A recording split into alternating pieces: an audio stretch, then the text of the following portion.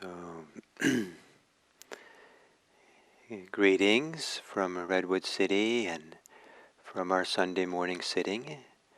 And if you're watching on YouTube, I just noticed that something has changed on YouTube, and unless I remember to change it, the title of the last talk that was given on YouTube but here at IMC pops up for the next show, the next broadcast. So the title here is from not appropriate for today.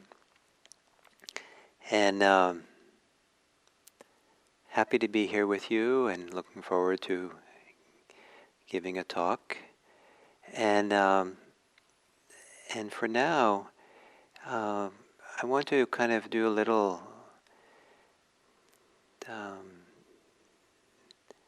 act of imagination that if the Dharma was a person who came to see you, and the person was, you felt safe with that person, you felt supported by that person, the person was ready to help you when you had troubles, offer a helping hand, and was there to heal when things were ill with you.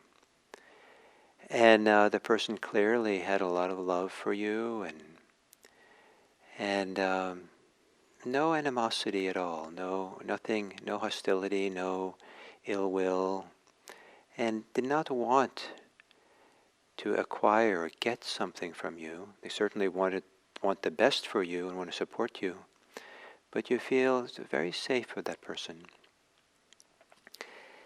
So I think that this would be a wonderful thing, to be in the presence of such a person. Well, the Dharma, in its essence, is found within us. In the sense, that person is us, or some quality or aspect of us that we go to touch and to meet as we deepen in the meditation practice. And so, in a sense, that person, that Dharma, is waiting for you, ready to support you. But your task as a meditator is to somehow, with some care, evoke the kind of attitude, the kind of respect, the kind of tenderness, the kind of openness, receptivity, that you can approach this person in a way that the person would really be responsive to you in a nice way. So if you go to, if you go to a sacred place, some people get quiet. They go into the sacred space, and quiet, more reverent, softer, less assertive, less aggressive. Sometimes you go into the sacred space and you're willing to put aside your burdens and troubles and to really be there in that space. So what do you put aside? What would you allow yourself to let go of or put aside? And what kind of attitude would you have if for this meditation you were going to visit the Dharma that's inside?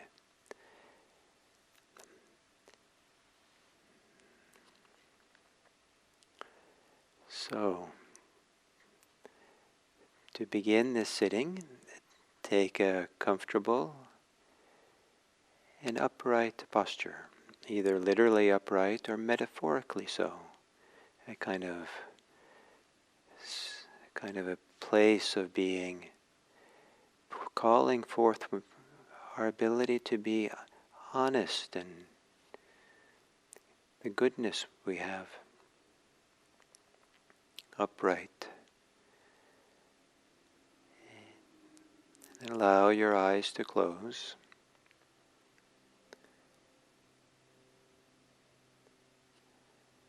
And maybe take a few long, slow, deep breaths as a way of reminding yourself that now you're going to be in this place at this time. And allow concerns for other places and other times to recede into the background.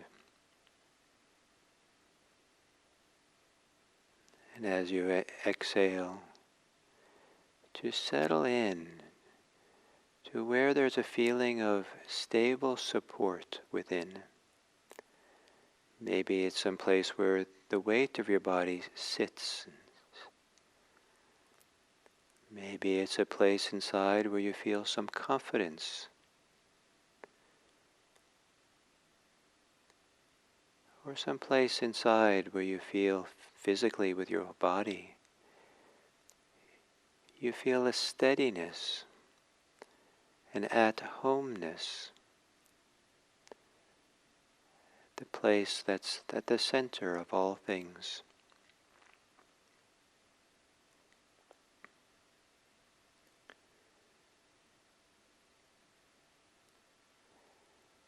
And then scanning through the body and see if there's places in your body you can relax. And as you relax them, let there also be kind of a further settling in to the place of stability or steadiness within.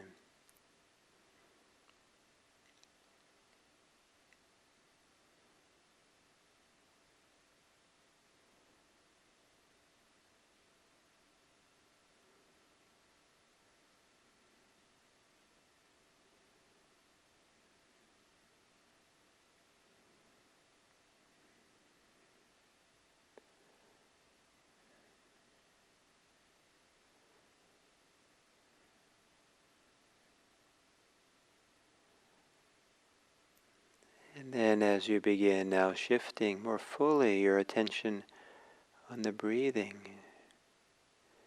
perhaps it could also be a shift to an attitude that you are visiting with a person that you have great respect for, a wise person, a compassionate person. And that person is somehow you inside of you. And you're dropping in to yourself to meet the Dharma within. And as you breathe in and breathe out, maybe there can be the meeting place of the Dharma and you.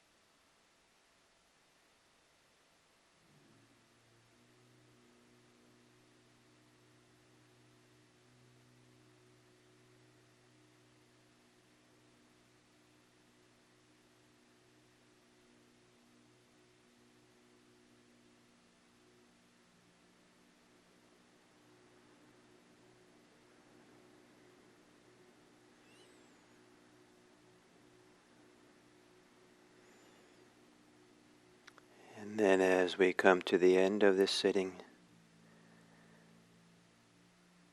what is it that's inside of you, the Dharma inside of you, that you would call on to support and help a neighbor or a friend or relative? What would you call on to be of service to others? I think if we discover the Dharma inside of us, it's a natural thing to extend our heart for the welfare of others. And in a way, to make the meditation complete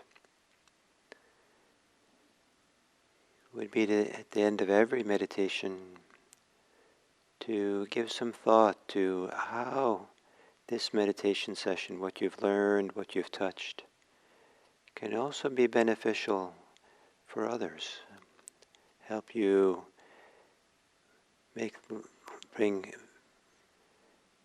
an intention and effort to make this world a better place for others as well.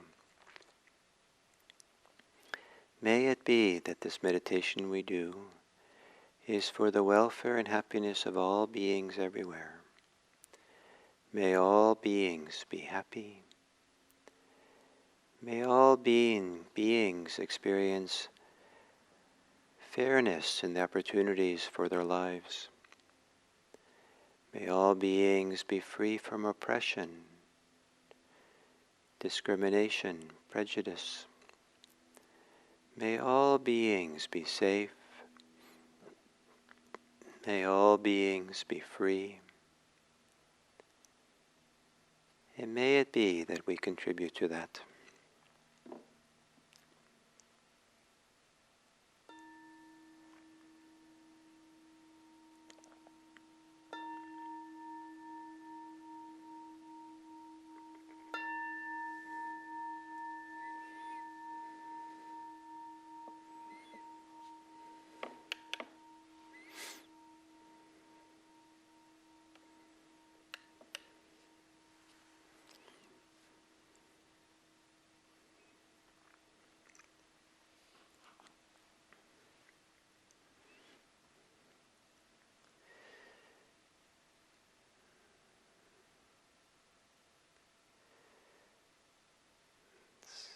So, good day and greetings. And for this Sunday morning talk, I would like to attempt to talk about social justice through a Buddhist lens. It seems that social justice, economic justice, justice with the legal system is a huge issue in this country, the United States. And how is it that Buddhist teachings might relate to this and address this, support us, maybe in the struggle for social justice? People ask the question of me, and people who go back to look at the traditional Buddhist teachings sometimes are a little bit troubled to discover how difficult it is to find teachings that are directly related to what we might call social justice.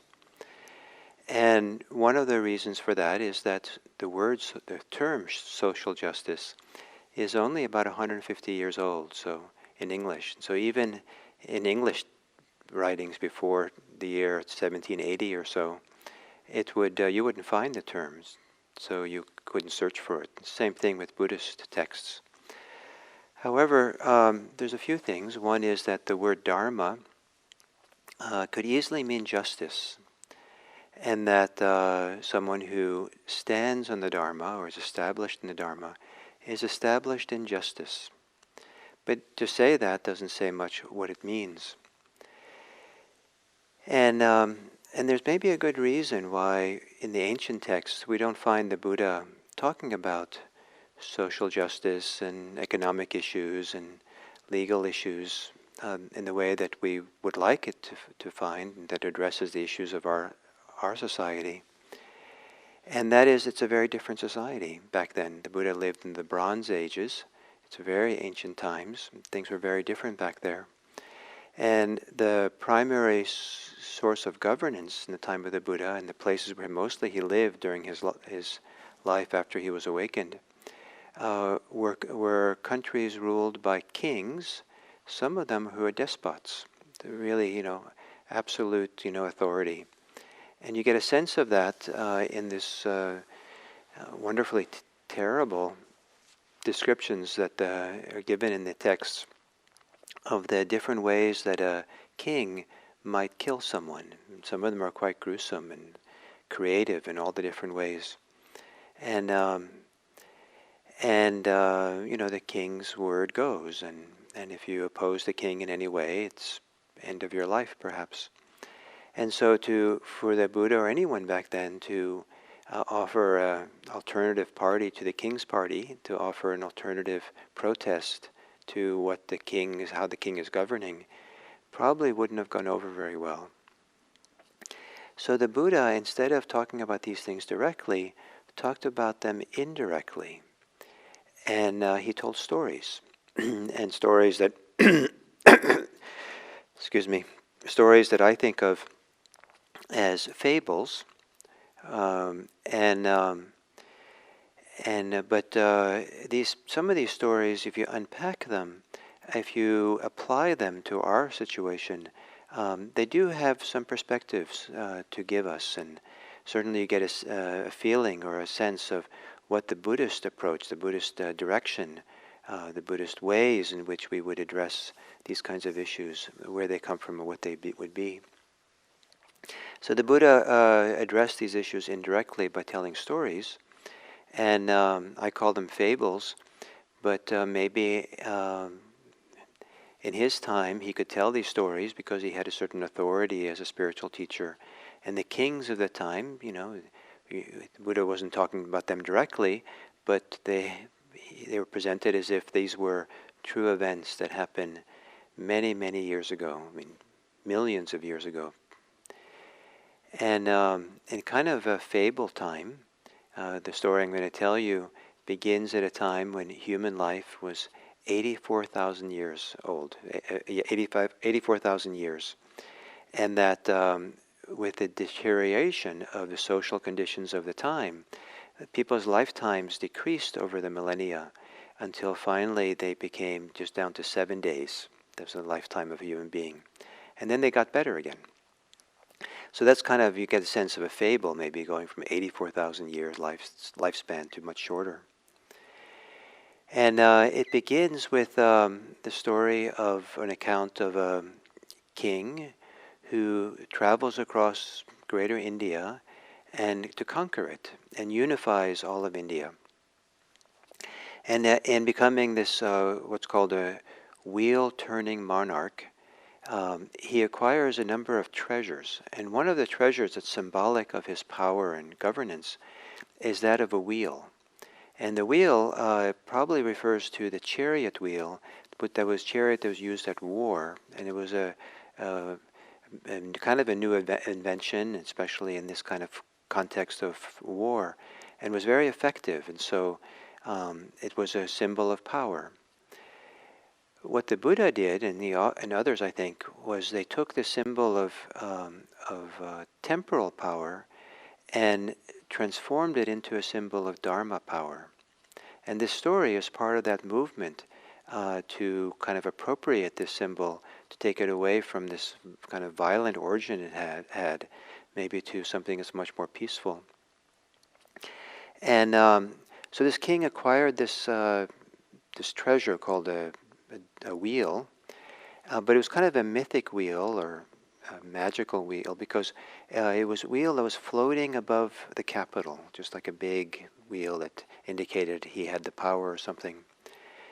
And but he knew it wasn't always going to be there, hanging in the air, and he told his ministers, "You tell me when that wheel disappears." And sure enough, one day the wheel disappeared, and they came to him and said, "It's disappeared." And he said to his ministers, "Well, what should I do now?" And the ministers said, "Well, now you are supposed to become a wheel-turning monarch, meaning you are supposed to become someone who is who embodies the qualities of the Dharma, a Dharma-turning monarch. And he said, well, how do I do that?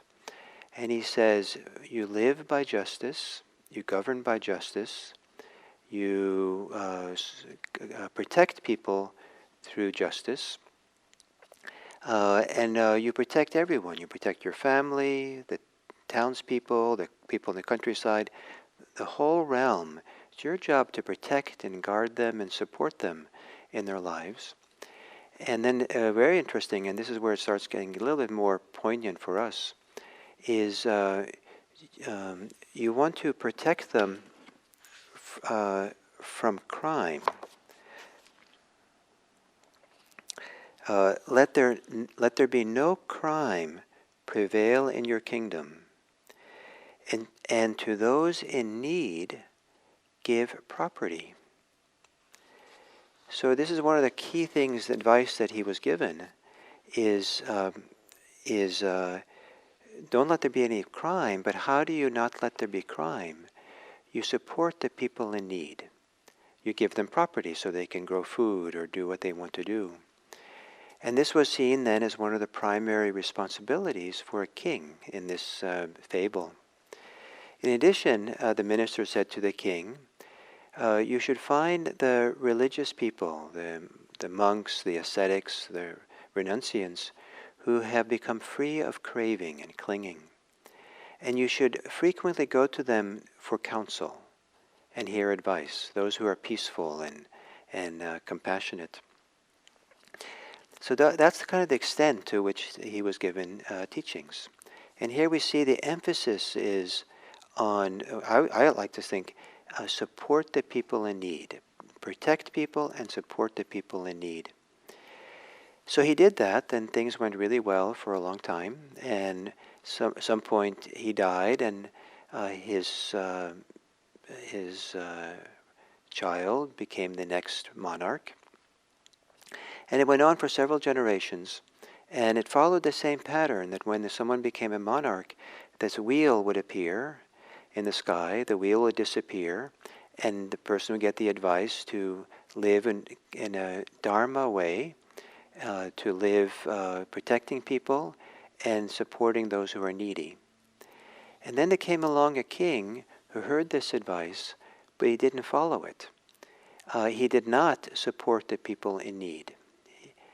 And lo and behold, the people who were poor started to starve and have a very poor, impoverished life. And one of them, in order to support his family, stole some food. Which is, if your family is starving to death, stealing food, in some societies, in some law books even, is not really considered stealing, because it's the higher need is to keep people alive. And so someone stole, and he was arrested and brought to the king. And the king said, "Is it true that you have stolen food?" And the man said, "Yes." And the king said, "Why?" "Because I'm poor and I'm trying to feed my family." And the king said, "Okay, in that case I'll offer you some property so you can make a living for yourself and not have to be so poor." And the man said, "Thank you," and that's how it happened. But then someone else stole something, a poor person, and the poor person, the same thing happened, and the king gave that person some property. And then the people of the country got a sense, look at what happens. If we steal, the king gives us property. So they started stealing and getting arrested and to go in front of the king.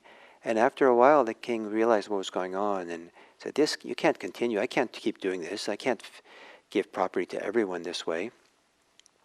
So the next person who came in front of him was arrested for stealing. He arranged for the person's head to be chopped off, just to kill the person. Well, that created a very different conditions in the realm, and the people who had started stealing because they were poor.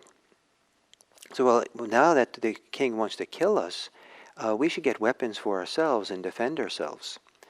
But they didn't just use the weapons to defend themselves, they used the weapons to steal more and started killing other people. And the society started to unravel. And as it unraveled over a long millennia period of time, the lifespan of people decreased more and more. And then there started to be all kinds of other difficulties that once they started killing people, they were lying already when they came to the king. So they started lying to the king, and the king could catch people who were stealing, and he would say, "Are you stealing?" And they say, "No." And so lying became prevalent, killing became prevalent, and then with things deteriorated, sexual misconduct became prevalent, and then not only lying became prevalent, but divisive speech and harsh speech became prevalent. And then people became increasingly covetous, wanting, holding, acquiring, keeping things for themselves. And then they became increasingly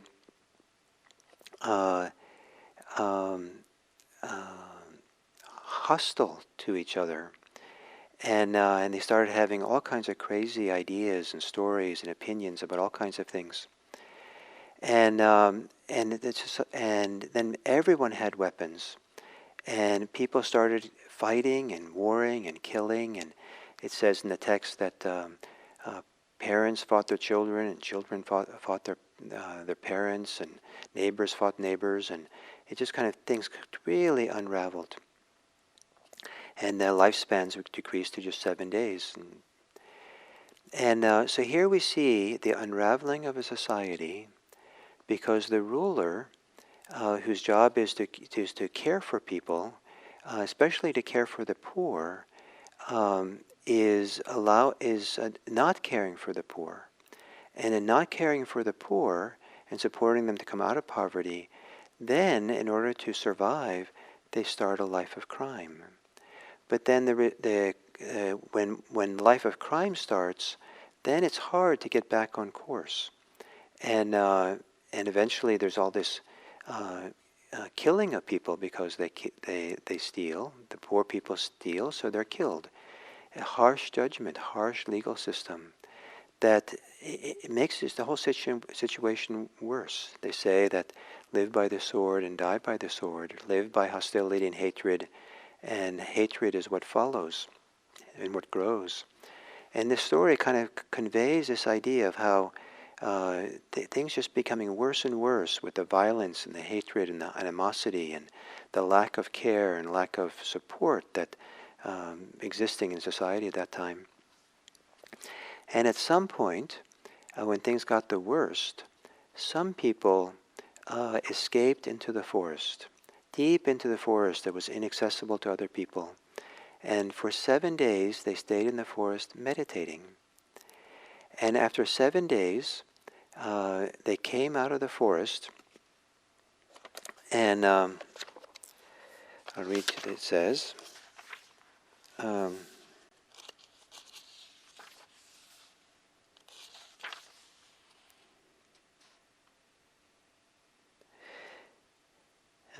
At the end of the 7 days, they emerged from their hiding places and rejoiced together of one accord, saying, "Good beings, I see that you are alive." And then the thought will occur to those beings, it is only because we became infatuated with evil ways, harmful ways, that we suffered this loss of our families and relatives. So let us now do good. Let us now do what is ethical. In this story, they talk about how things got so terrible in society, so much violence and unethical activity, that they even forgot what the word ethics is. The word ethics disappeared from in that chaotic time. And so these people come together, and I think this is a very important part of the story, that they go off into the forest, they come out, and they come to a new conclusion. That way didn't work. Let's now live a Dharma life, a just life, an ethical life. Let's live for the good and support of each other.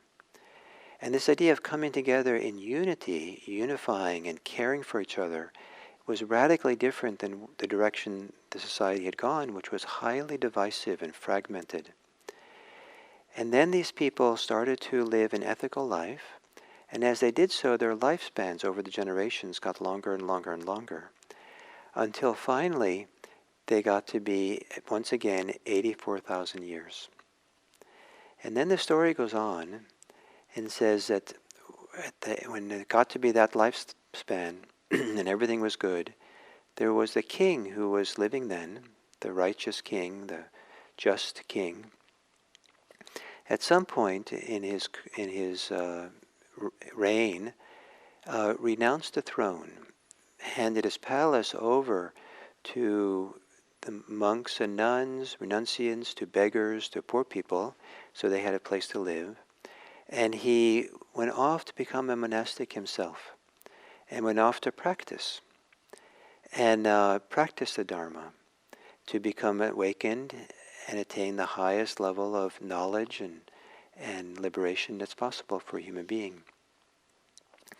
And so here we have the Buddhists saying, yes, being a king is, one thing, but even better is to really transform oneself.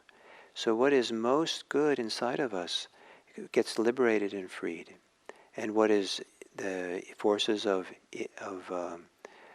harm, forces of greed, hate, and delusion, are freed up, are liberated from us. So to become a just king, to live with justice in this story, is to make sure that people really make sure and really focus on the poor, and to take care of the poor, so the poor are not poor, to elevate their situation, give opportunities for them, education to them, whatever it takes to pull them out of poverty. And we've seen repeatedly this story that the Buddha kind of represents in this mythic story, is that when the poor are not cared for, when there's no opportunities for them, and there's oppression, and they're actually subjugated, and the opportunity doors are closed for their possibility to kind of come out of the poverty, that it's all too easy to succumb to anger, hatred, frustration, crime, violence, addiction to drugs, alcohol, and life begins to unravel, and it doesn't become so pretty how it looks. And then if we add in unjust criminal systems to that, and put people in long sentences and limit their lives in dramatic ways through the sentences they're given, it just makes the whole situation worse, and their family, their neighborhoods, their situation keeps unraveling more and more. And so someone has to stop this. And in the ancient text, it's the people who band together, come together to start living an ethical life. And then eventually there comes back these world-turning monarchs, this government, these rulers, who realize again that their job is to care for the poor and to protect everyone else. And that the care of the poor is really a foundation for what Buddhist social justice is based on, I think, in terms of what we can see in the ancient texts.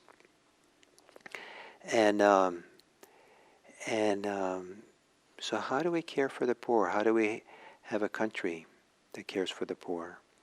And it's nice, I think I like to believe that when you live in a democracy, that in a certain kind of way, each of us is the monarch. Each of us has a responsibility to step forward to support and make the democracy work. And it's not just a matter of a mythic king who's going to do it for us, but it's up for each of us.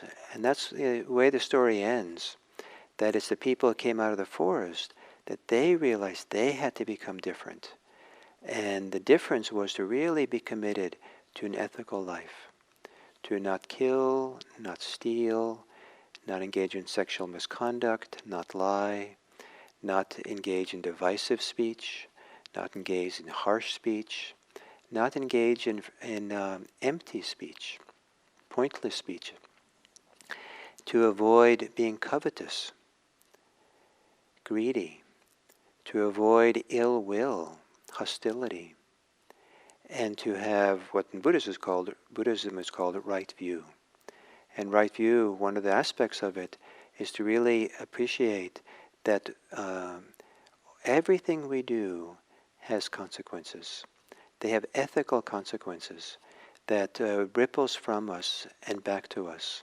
That how we behave is hugely important. And from a Buddhist point of view, there's no real transformation of society unless you live an ethical life. If that's what you want, is a just society to live in.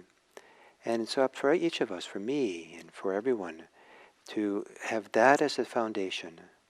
And from that foundation, to be concerned about poverty in this country.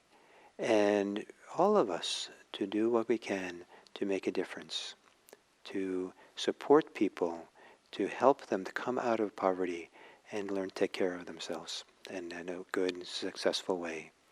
Allow everyone to have equal opportunities to find their way. So that is one of the teachings of Buddhism that we can touch into, for looking for Buddhism for something, some reference or some support for thinking about social justice. And that because it's kind of a myth or a fable, it can be adapted, it can be interpreted, I think in many important and valuable ways. And perhaps there can be, I'm not going to do it, but many Dharma talks, different talks of taking this fable and looking at it and applying it in all kinds of different ways in our life. And so in Buddhism, social justice is presented through stories.